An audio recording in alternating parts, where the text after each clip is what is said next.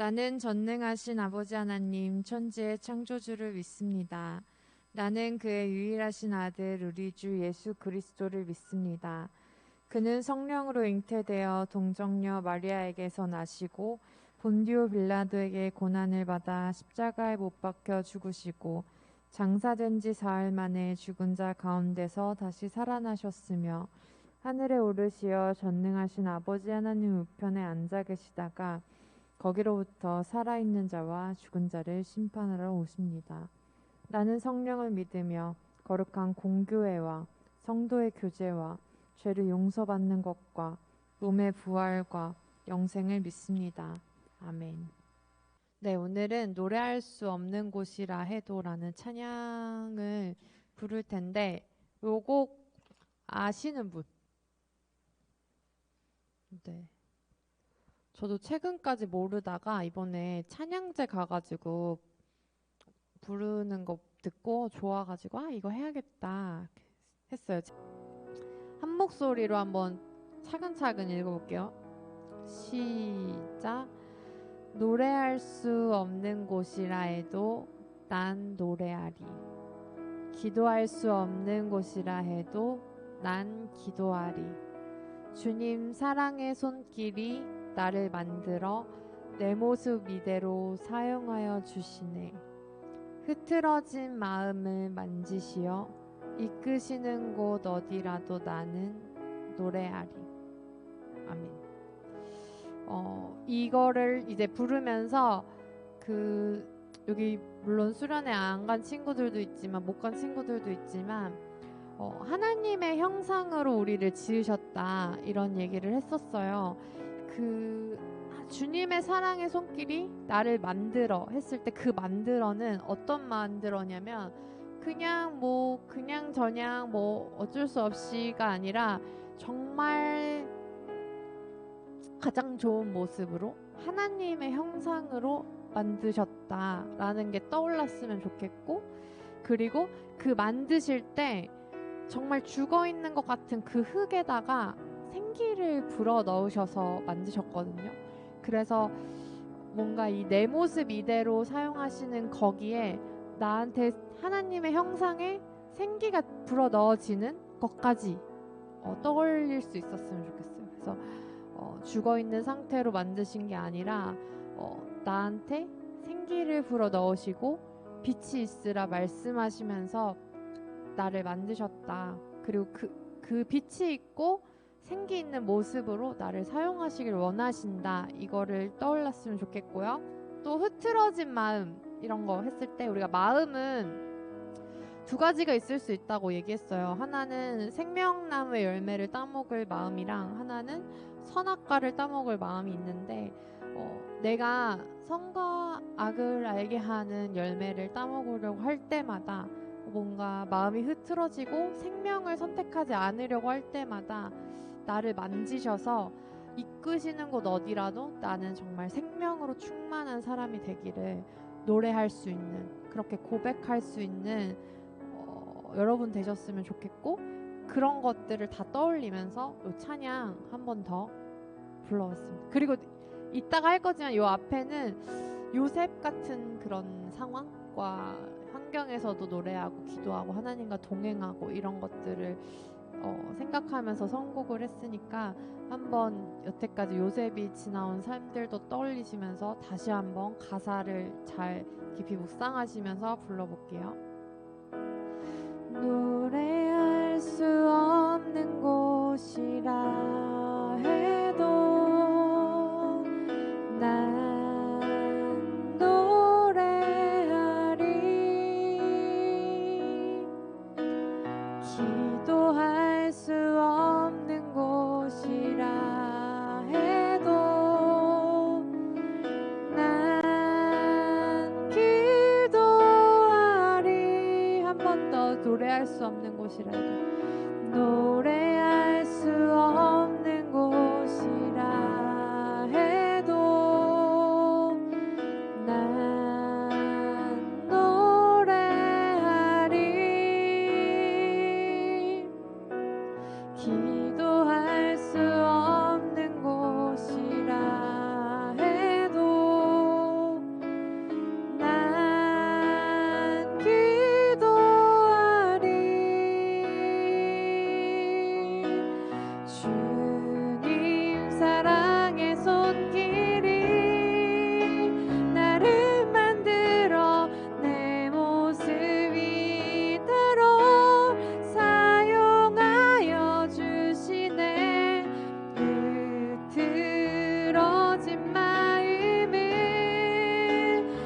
만지시어 이끄시는 곳 어디라도 나는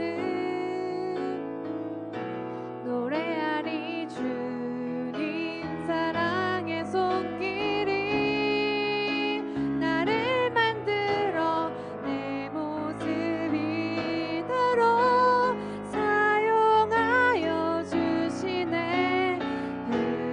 흐트러진 마음을 만지시어 이끄시는 곳 어디라도 나는 노래하리 노래하리. 아멘. 말씀 나누기 전에 말씀 한번 같이 봉독할게요. 창세기 45장 4절에서 5절 말씀입니다. 시작. 요셉이 형들에게 이르되 내게로 가까이 오소서. 그들이 가까이 가니 이르되 나는 당신들의 아우 요셉이니 당신들이 애굽에 판 자라. 당신들이 나를 이곳에 팔았다고 해서 근심하지 마소서. 한탄하지 마소서. 하나님이 생명을 구원하시려고 나를 당신들보다 먼저 보내셨나이다. 아멘. 네, 제가 세번역으로도 읽어볼게요.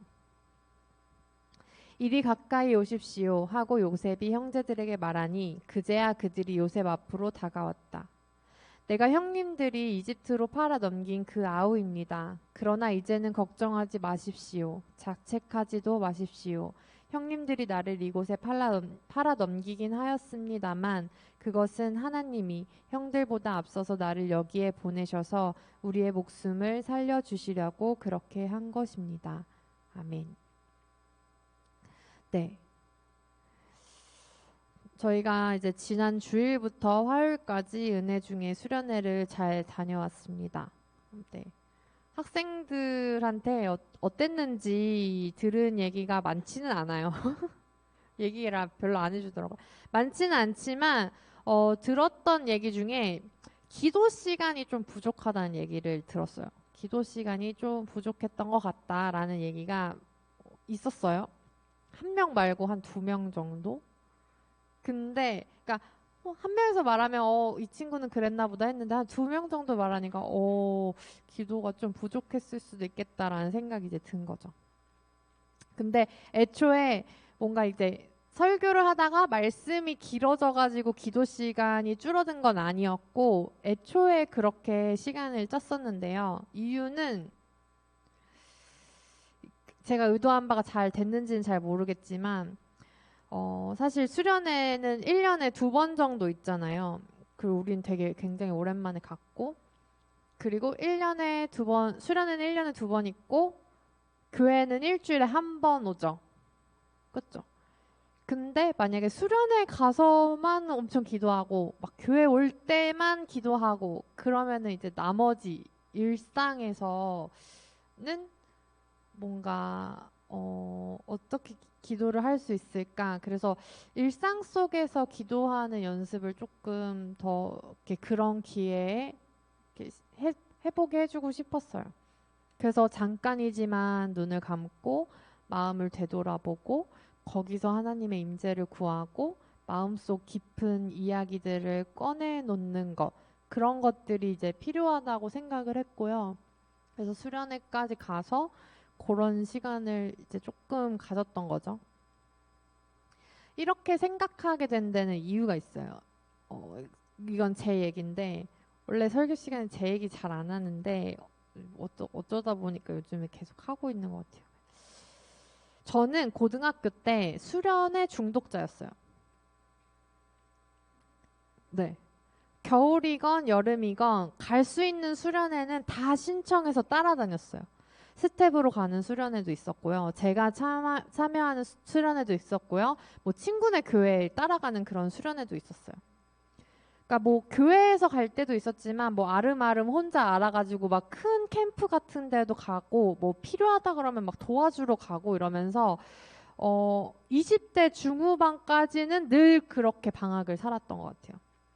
그러면서 일주일에 한 번씩 캐리어를 싸요. 그러니까 뭐 보통 3박 4일 막 이렇게 길면 4박 5일까지는 없었던 것 같은데 2박 3일 아니면 3박 4일 그러면 짐을 2박 3일치를 빨리 싸고 갔다 오자마자 빨래 널고 그 다음 주에 다시 또 챙겨가지고 가고 그래서 저는 짐 싸기의 달인이 됐었어요. 그래서 뭐가 필요한지, 뭐는 빌릴 수 있는지, 뭐는 빌려줘야 되는지 이런 것들 이미 고등학생 때 다 알고 있었고 진짜 한 달 내내 주 단위로 다르게 수련회를 다녔어요. 수련회에 가면 막 이제 막 방방 뛰면서 막 찬양하고 그리고 막 소리 지르면서 큰 소리로 기도하고 그 뭔가 열정 넘치는 그 모습들 내가 생각해도 내가 너무 멋있는 거지. 그 하나님 앞에서 내가 이렇게 뛰면서 찬양할 수 있고 큰 소리로 막 이렇게 노래하면서 기도하고 막 부르짖고 막 그리고 기도하면서 막 울고 이런 거에 내가 약간 취해 있었던 것 같아요. 지금 와서 생각해보면. 그게 하나님을 향한 열정이라고 생각을 했고요. 그리고 그런 거를 해낼 수 있는, 할 수 있는 제가 굉장히 신앙이 좋고 사실 막 멀뚱멀뚱 그냥 가만히 앉아있는 사람들을 보면 쟤는 신앙이 별로 없나 보다. 쟤는 기도할 줄 모르나 보다 라고 생각하기도 했었어요. 마치 기도할 때 울지 않고 찬양할 때 뛰거나 박수를 신나게 치지 않으면 신앙에 문제가 있는 것처럼 여겼던 거죠.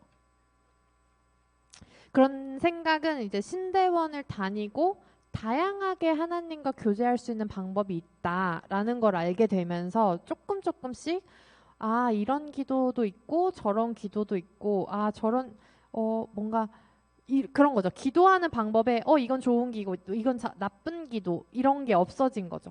내가 속으로 혼자서 침묵할 수 있어도 그걸 통해서 하나님과 교제할 수 있으면 그거 나름대로의 기도가 되는 거고 또 사람들과 모여 있을 때 내가 큰 소리로 부르짖을 수 있으면 그거 나름대로 또 하나님이 역사를 하시는 거죠. 이제 문제는 문제까지는 아니고 방방 뛰면서 찬양하고 큰 소리로 기도하는 게 혼자 집에 있을 때는 하기 어렵다는 거예요. 아니 꼭 집이 아니더라도 학교에서 수업을 들어가기 직전이라든가 아니면 뭐 기숙사에 산다든가 학원이라든가 독서실이라든가 그런 곳에서 기도를 하려고 하는데 내가 만약에 수련회나 교회에서 막 이렇게 크게 막 울면서 부르짖는 기도에만 익숙해져 있다면 그런 곳, 고요한 곳에서는 그런 기도를 할 수가 없는 거죠. 그럼 뭔가 채워지지. 나 기도 지금 잘 못하고 있는 거 아니야? 뭔가 나 지금 기도 안 하고 있는 것 같은데. 여기서는 어차피 그런 기도 못하니까 난 기도하지 말아야지. 이런 생각을 할 수도 있을 것 같았어요. 저는 그랬거든요. 제가. 그러고 나서 알게 된 게 뭐냐면 제가 20대부터, 그러니까 20살 때부터 29살까지 20대 내내를 기도실이 있는 학교를 다녔던 거예요. 혹시 학교에 기도실 있는 고등학교 있나요? 제가 고등학교까지는 모르겠는데 제가 다녔던 대학들은 다 기도실이 있었어요. 그리고 그때는 이제 아빠가 이제 목사님이라고 했잖아요. 그때는 제가 교회에 살 때였거든요. 그러니까 학교에 가면 기도실이 있고 집이 교회야. 그러니까 집에 그런 어떤 작은 기도실을 제 방으로 쓰고 있었고 본당은 그냥 내가 한 10걸음만 가면 바로 본당이 있으니까 새벽이건 아침이건 내가 기도하고 싶을 때는 교회 본당에 갔으면 됐었고 학교에 가서는 학교 기도실을 찾아갔으면 됐었던 거죠. 근데 제가 대학원을 갔는데 거긴 기독교 대학이 아니었어요. 근데 대학원에 처음으로 갔는데 거기 기도실이 없는 거예요. 이제 10년 만에 기도실이 없는 학교를 처음 다니게 된 거죠. 그리고 그때 처음 알았어요.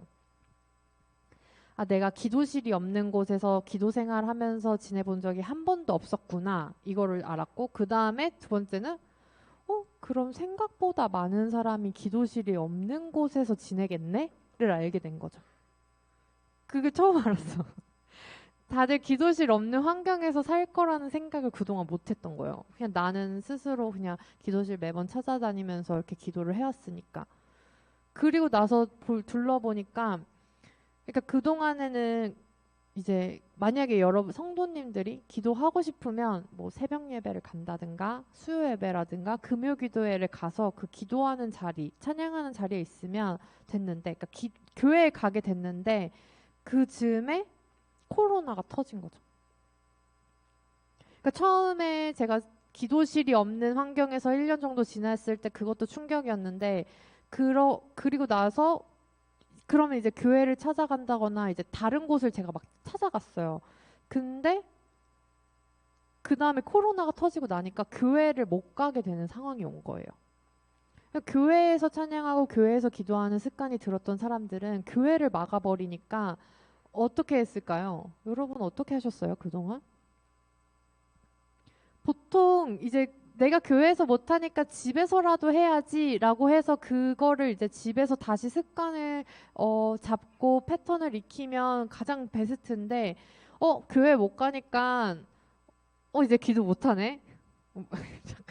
뭔가 좋아하는 것 같은 그런 것까지는 모르지. 뭔가 교회를 못 가니까 기도할 일도 없고 찬양할 일도 없어지는 거 같은 거예요. 그러니까 주변 사람들 보니까. 지금 얘기 들어보니까 뭐 새로운 정부가 거리두기 규제를 이제 더 이상 안 할 수도 있다 이런 얘기를 들었는데, 그렇지 않다고 하더라도 만약에 여러분이 기도하고 싶을 때마다 교회 갈 수 없는 상황이라면, 교회에 오거나 기도하고 싶을 때 교회에 오거나 수련회를 갈 수 있는 것도 아니고, 그리고 앞으로 이 코로나 같은 상황이 다시는 안 올 거라는 보장도 없어서 이제 뭔가 짧게라도 잔잔하게 홀로 기도하는 방법을 계속 시도해봤으면 좋겠다라고 생각을 했던 거죠. 그래서 오늘 이 찬양은 그거를 여러분이 좀 결단하는 찬양이었으면 좋겠어요. 꼭 교회에서, 꼭 수련회 가서, 꼭 뭐가 있어야가 아니라 내가 노래할 수 없는 곳에서도 찬양할 수 있고, 내가 기도할 수 없는 곳에서도, 내가 그동안은 기도할 수 있는 곳이라고 생각 한 번도 안 해봤어. 근데 그런 곳에서 이제 기도할 수 있게 되는 거. 그래서 뭔가 꼭 교회가 아니더라도 찬양을 찾아서 듣거나 따라 부르고, 또 기도할 수 없는 상황에서도 하나님을 찾는 건 결국 누가 대신해 줄 수 있는 게 아니라 스스로 습관을 형성해야 되는 거거든요.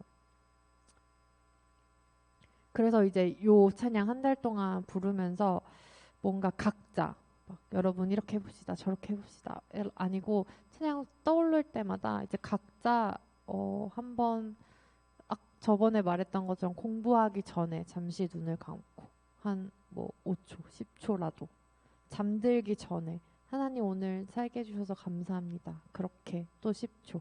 뭐 이렇게 해가지고 그 하나님과 교제하는 순간순간들을 쌓아 나가면, 밥 먹기 전에 몇 초, 밥 먹고 나서 몇 초, 뭐 이렇게 순간순간. 그러니까 막 꼭 각 잡고 막 자리 이렇게 만들고 막 이렇게 앉아가지고 교회까지 와야 되고 그렇게만 교제하는 게 아니라 그냥 순간 하나님을 찾는 거. 전에는 한 번도 여기서 내가 기도할 거라고 생각해보지 못했던 곳에서, 그렇지 못했던 타이밍에 하나님을 찾는 거죠. 근데 그렇게 했을 때, 그렇게 홀로 있을 때 나를 향한 사랑의 손길이 이제 느껴져요. 그건 이제 나밖에 못 느끼는 거니까 누가 옆에서 아무리 뭐라고 하고 해도 이건 나만 느낄 수 있는 거고 내가 느껴야 하는 거예요. 그래서 그동안에는 우리 고등부, 이 예배 시간 뭐 이렇게 했지만, 이제는 여러분이 각자 일상에서 내가 하나님을 만나는 거죠. 나를 향한 하나님의 계획과 만드심의 목적을 알게 되는 거. 그건 내가 아무리 열심히 깨닫고 제가 막 설명을 한다고 해도 여러분들이 각자 느끼지 못하고 각자 깨닫지 못하면 여러분들을 향한 목적과 그 계획은 아무도 알려주지 못하거든요.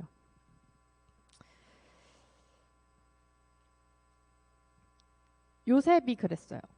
저희 이제 요셉 하고 있잖아요. 요셉이 그랬죠. 찬양도 못하고 기도도 못할 것 같은 곳. 아니, 거기 가면 하나님이 있긴 있을지 의심부터 했을 것 같은 곳. 형들한테 배신당해서 종으로 끌려간 자리, 억울하게 들어간 그 감옥에서 여러분들 보셨다시피 요셉은 하나님과 동행하며 형통했다고 기록돼 있어요.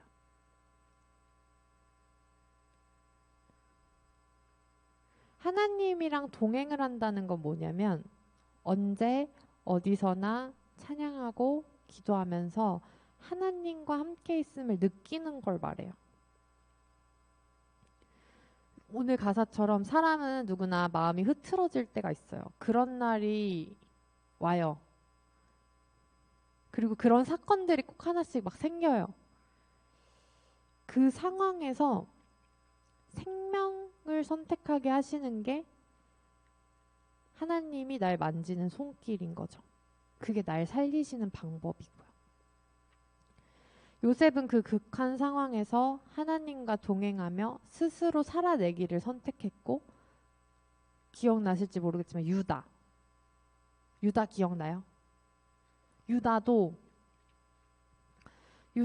처음에 요셉이 구덩이에 빠졌을 때 생명은 살려주자 하면서 건져내준 게 유다였고요. 그리고 지지난주에 했던 게 이제 요셉이 형들인 거 아닌 척하면서 베냐민은 막내 동생 어딨냐, 막내 동생을 데리고 와야 너네가 간첩이 아니란 걸 내가 믿어주겠다 해가지고 이 형제들이 시므온만 감옥에 남겨놓고 다 아버지한테 가죠. 베냐민을 데리고 오려고. 근데 아버지가 요셉을 잃었던 기억에 베냐민을 안 보내주려고 하니까 유다가 아버지 저를 믿고 제가 만약에 데리고 오지 못하면 다 책임질 테니까 제발 보내달라 하면서 지금 이 베냐민을 보내는 게 나의 생명, 우리의 생명뿐만 아니라 우리 자식들의 생명까지도 다 연결돼 있는 거다 하면서 자기 목숨을 걸고 자기를 담보로 걸고 베냐민을 이제 데리고 가겠다고 했던, 거기에 이제 생명이라는 단어들이 계속 들어가거든요. 그러니까 유다도 요셉을 구덩이에서 건져내고 아버지를 설득하는 과정에서 생명을 구하는 방법을 이제 선택을 한 거죠. 저는 그게 결국에는 그 생명을 구하는 선택을 하게끔 도우시는 분이 성령님이시고, 우리가 하나님과 동행하면서 그 사랑의 손길을 느끼는 방법은 날마다 우리가 살아있다고 느끼는 거, 내가 날마다 생명을 선택하고 있다고 여겨지는 거, 그거라고 생각을 해요. 그래서 오늘 본문 아까 읽었던 걸 보면 이제 이거는 중간에 하나가 떼먹어졌어요. 이 찬양이랑 연결시키려고 중간에 하나가 떼어진 건데 이번 뭐냐면 이제 그거예요. 스포. 다음 주 거 예고편. 뭐냐면 지지난주에 뭐까지 했냐면 아까 말한 것처럼 유다가 이제 베냐민을 데리고 애굽으로 가려고 아버지를 설득하는 과정이 그려졌고, 아버지가 오케이 한 것까지 하고 끝났어요. 그리고 베냐민을 데리고 애굽으로 이제 가요. 다음 주에 갈 거예요. 간 다음에 또 해프닝이 하나 더 있어. 하나 더 있고 이제 나중에 이 45장까지 오면 요셉이 자기가 이제 형들의 동생임을 밝혀요. 지금 읽은 본문이 그 밝히는 장면이에요. 근데 그 밝히면서 뭐라고 하냐면, 나를 이제 두려워하지 말고 이렇게 가까이 오소서, 그러면서 가까이 왔어. 당신들이 애굽의 판자가 나다라고 하면서 5절에 보면 당신들이 나를 이곳에 팔았다고 해서 근심하지 마소서, 한탄하지 마소서. 하나님이 생명을 구원하시려고 나를 당신들보다 먼저 보내셨나이다 라고 고백을 해요. 여기서 근심하지 마소서, 한탄하지 마소서를 새 번역은 걱정하시지 마십시오, 자책도 하지 마십시오 라고 써요. 그러니까 형들을 안심시키고 형들의 상한 마음을 일단은 만져준 다음에 내가 여기 온 이유에 대해서 뭐라고 해석을 하냐면, 하나님이 생명을 구원하시려고 나를 먼저 여기 보냈다라고 고백하는 거예요. 요셉은 이 모든 과정이 하나님이 모두의 생명을 구원하기 위한 방법이었음을 방금 고백해요. 그러니 자책하거나 죄책감을 가질 필요가 없다고 용서해요. 여러분, 하나님이 진짜 이 흉년 때 이스라엘 백성을 구원하시려고 요셉을 죽음의 문턱까지 내모시고 종으로 팔려가게 하시고 억울하게 감옥에 들어가게 하셨을까요? 요것 때문에? 어떻게 생각하세요? 하나님이 이거 다 계획하신 거다 라고 생각하시나요?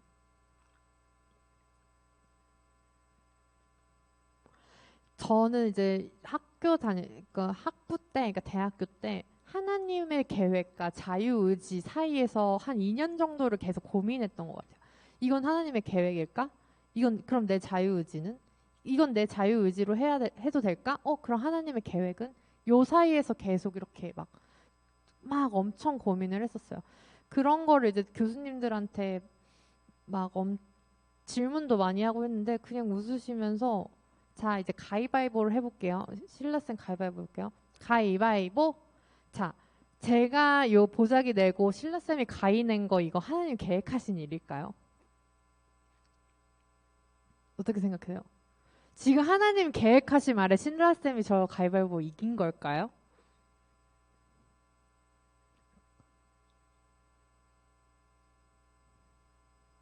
그렇다고 혹시 생각하시는 분 계신가요? 설사 계획하셨다고 할지라도 우리가 그거를 뭐 계획하심이라고 말을 한다거나 아니면 이게 다 뭔가 하나님이 나의 손가락을 작동시켜가지고 이렇게 한 거라고 말하기에는 너무 내가 내고 싶은 대로 내는 거죠. 그리고 결과도 그거에 따라서 일어나는 거지. 내가 내고 싶어서 보자기를 냈는데 이 결과가 신라쌤이 이긴 게 하나님이 계획하셨다고 말하기가 굉장히 애매한 부분이 있어요. 그래서 제가 그 이후로 하나님의 전능을 하나님 전지전능하셔서 모든 걸 다 아셔서 내가 보자기 낼 것까지 계획하시고 신라쌤이 이길 것들을 다 이렇게 주관하시고 이렇게가 아니라 합력해서 선을 이루시는 게 하나님의 전능이라고 말하는 데에는 누가 보자기를 내고 누가 과일을 내는 과정까지 하나님이 일일이 간섭하시진 아니 그러니까 일일이 계획하시진 않았지만 그냥 내가 보자기를 내는 그 순간에도 하나님은 나랑 함께 하시고 그냥 이 모든 누가 이기고 지는 이 과정을 그냥 합력해서 선이 되도록 인도하시는 거. 그게 하나님이 선하신 하나님이 우리의 인생을 선하게 인도하시는 방법이지 내가 가위를 내고 보자기를 내고 지금 앉았다가 일어나고 이런 것까지 하나님이 다 계획해서 하시게 된다면 그건 사실 우리 로봇인 거죠. 조종하시는 대로 이렇게 한 거. 그러면 자유의지도 필요 없고 선악과랑 생명나무를 굳이 거기다 둬서 아담과 하와가 선악과를 따먹게 할 이유도 없는 거죠. 그래서 요셉의 고백은 하나님이 정말 그렇게 계획해서 그렇게 됐다기보다는 그런 것들을 통해서 모든 게 합력해서 하나님이 선을 이루신 거다. 그래서 그 과정들을 통해서 이렇게 생명까지 구원하시게 하신 분이 하나님이시다라고 찬양하고 고백하는 류의 이제 고백이지 하나님이 이걸 다 계획하셔서 내가 그때 구덩이에 빠졌고 그때 유다가 건져내가지고 내가 그때 팔려가고 이런 거를 하나님이 일일이 다 막 이렇게 철저하게 계획하셨다고 보기에는 그렇게 따지면요 원망할 게 너무 많아. 하나님 다 사사건 사실 내가 선택해서 한 건데 내가 간 거 내가 공부 안 해서 그렇게 된 건데 하나님 왜 저한테 그 찍기 실력을 주지 않으셔서 답을 보이지 않게 하시고 왜 이런 성적을 허락하셨나이까. 이건 사실 내가 공부 안 해서 그 성적이 나온 거지 하나님 탓으로 돌리기가 너무 쉽다는 거죠. 하나님은 그렇게 일하시는 분이 아니에요. 적어도 내가 노력한 그 성적을 통해서 합력해서 선을 이루셔서 뭔가 하나님의 사람이 있는 곳으로 보내신다든가 이런 일들을 이렇게 뭔가 흐르게 하시는 분이지 이렇게 하나 너 이번에 수학 시험 뭐 59점 아멘 뭐 이런 게 아니라는 거예요.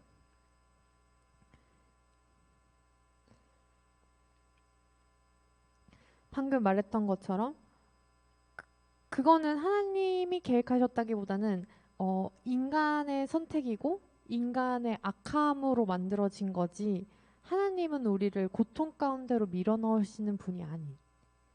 빛이 있으라 말씀하시고 생명을 주시는 분이지 너 이 고통 너 감당해 이렇게 방치해 두시는 분이 아니라는 거죠. 그래서 하나님이 계획하셨다기보다는 하나님이 선택하셨고 하나님이 계획하셨다기보다는 하나님은 우리를 고통 가운데로 밀어넣으시는 분이 아니. 빛이 있으라 말씀하시고 생명을 주시는 분이지 너 이 고통 너 감당해 이렇게 방치해 두시는 분이 아니라는 거죠. 적어도 하나님은 그 운동에서조차 우리랑 함께 하시고 내가 울고 있을 때 옆에서 같이 울고 계셨던 분이지 나를 거기로 밀어넣으시는 분은 아니라는 거예요. 그저 그렇게 되는 거조차도 허락하신 거라는 거예요. 이걸 좀 잘 해석해야 돼요. 이게 뭐냐면 선악을 알게 하는 나무를 에덴 동산에 두셔서 선악과를 따먹을 수 있는 것도 허용하신 것처럼 내가 고통 가운데 있는 것마저도 허락하신 거지. 그거를 계획해가지고 이건 내가 허락했으니 땅땅 허락 딱 너 여기 고통 이런 느낌이 아니라는 거예요. 어떤 느낌인지 알아요? 근데 제가 느낌적인 느낌 굉장히 단어를 많이 쓰는데 이건 느낌으로밖에 표현을 못해요. 근데 어떤 느낌인지 아시겠어요?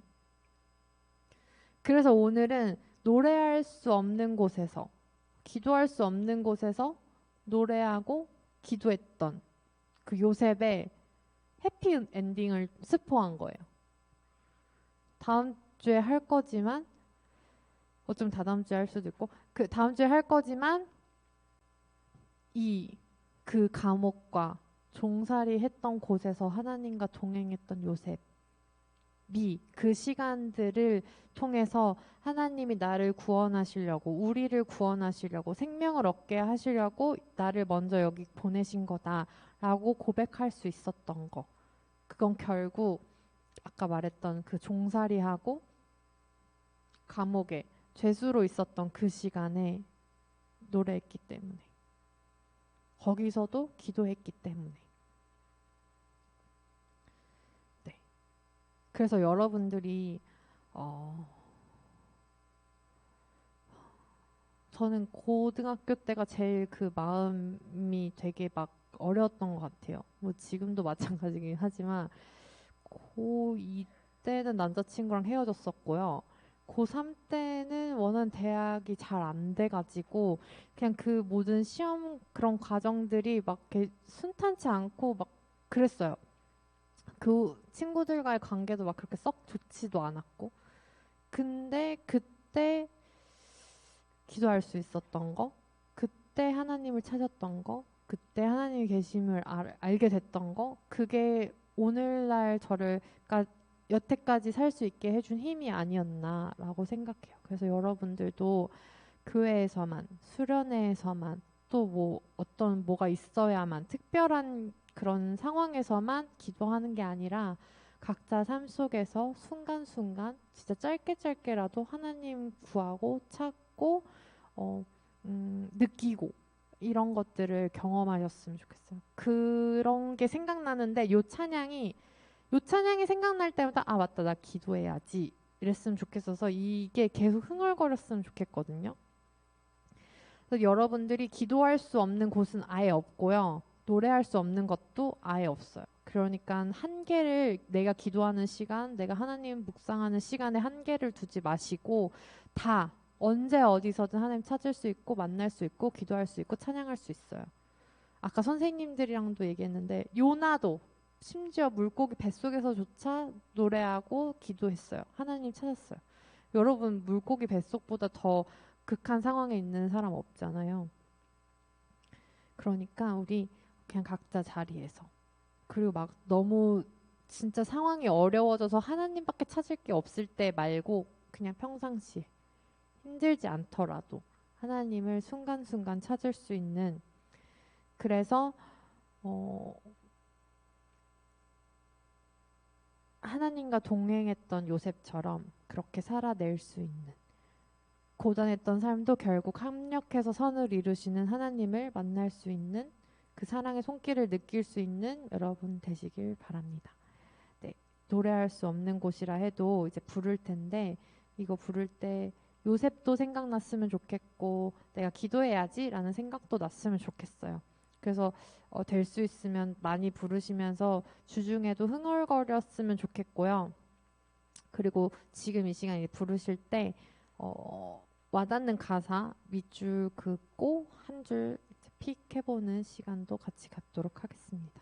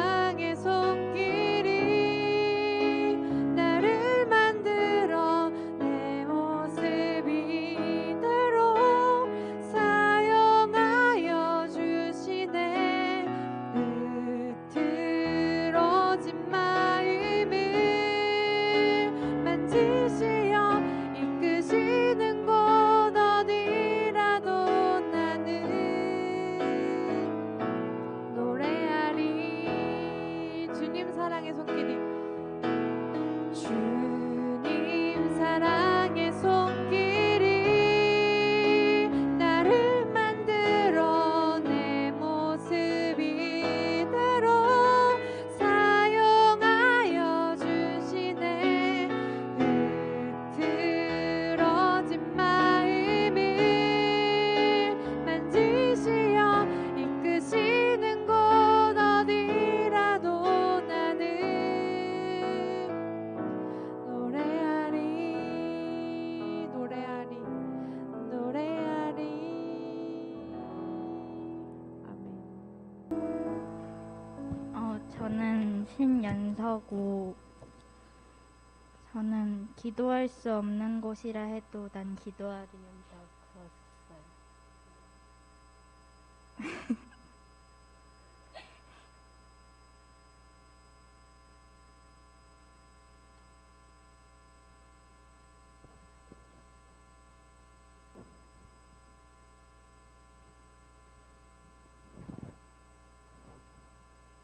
그냥 인상 깊어서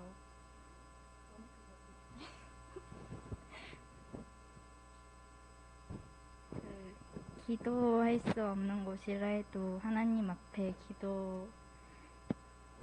기도한다는 그게 인상 깊어서 그었어요.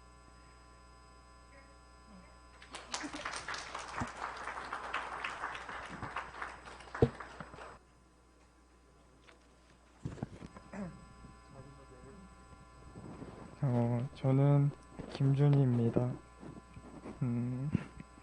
저는 흐트러진 마음을 만지시어 이끄시는 곳 어디라도 나는 노래하리를 골랐는데, 이유는 요즘 흐트러진 마음이 많이 생긴 것 같아 이런 멋진 말을 들으니 좋아가지고 골랐습니다.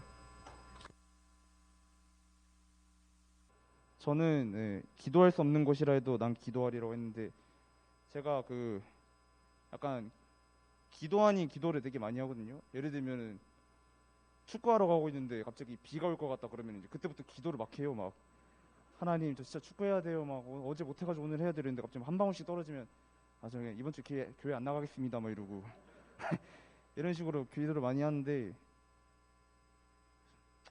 근데 사실 그 상황이 기도할 상황은 아닌 것 같은데 기도를 했으니까 앞으로는 더 나쁜 상황이 있어도 기도를 하도록 노력하겠습니다. 네, 감사합니다.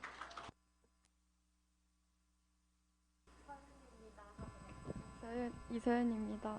저는 이끄시는 곳 어디라도 나는 노래하리의 밑줄을 그었는데 그 말씀이 가장 마음에 와닿았기 때문입니다.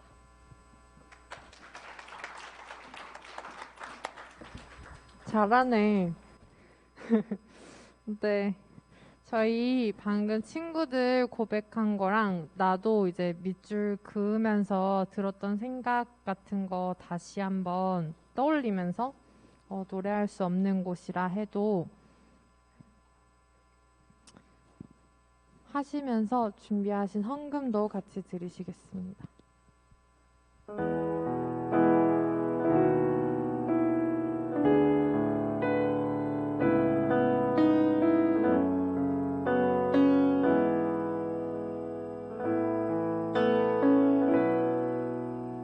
노래할 수 없는 곳이라 해도 난 노래하리.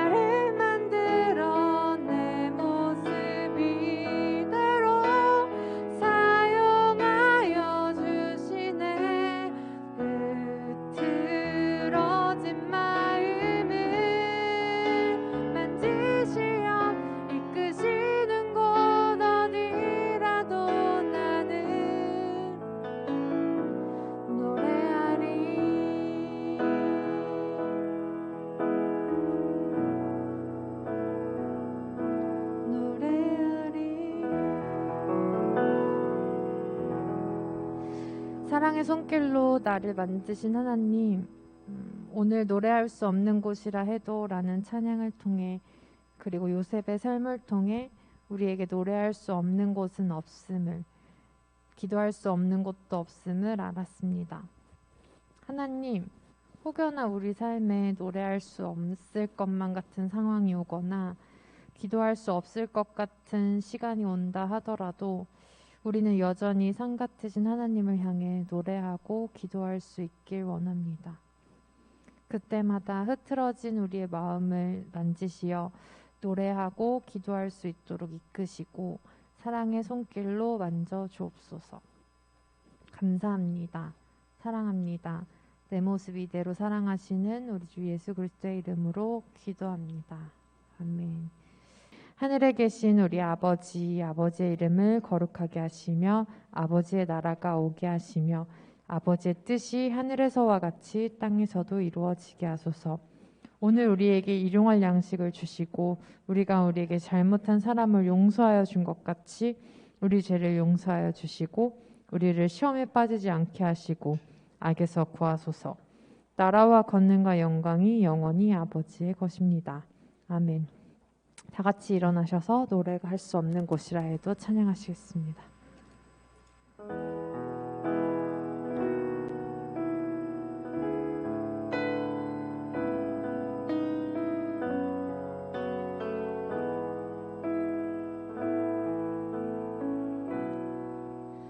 노래할 수 없는 곳이라 해도 난 노래하리.